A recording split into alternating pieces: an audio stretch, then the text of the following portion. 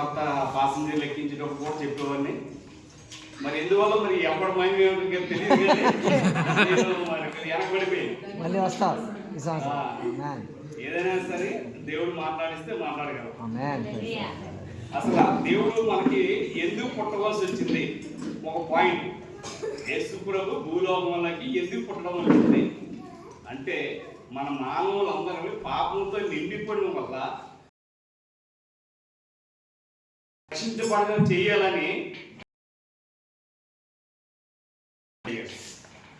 Plus ఇంకోటి ఏ మనిషి అయినా పుట్టాలి. యేసు ప్రభు పుట్టడానికి మరియమ్మ గారిని ఎన్నుకున్నారు. ఆవిడకి నేను ఇమీడియట్గా పుట్టాలనేసి దేవుడితో పంపించి ఆయనకి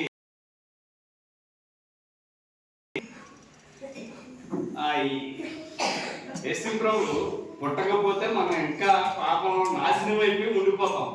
కనుక మనందరం కూడా ఇంటి ఇప్పుడు ఆలయంకి వస్తున్నాం, ఇక్కడ పాస్టర్ గారు చెప్పింది బయటికి వెళ్ళడానికి వదిలేస్తాం. కానీ పక్కింటి వాళ్ళకి ఎలా ఉండాలా, ఎదురుంటోళ్ళకి ఎలా మాదిరిగా కనిపించేటప్పుడే వాళ్ళు చర్చికి రావాల్సిన అవకాశం ఉంటుంది. మనమే వినేసి మనమే బయటికి వెళ్ళి వదిలేసి ఉంటే ఇక్కడ వాళ్ళు ఎప్పుడు మనం వాళ్ళకి సాక్ష్యం చెప్తాం, సువార్త చెప్తాం, వాళ్ళు ఎప్పుడు వస్తారు.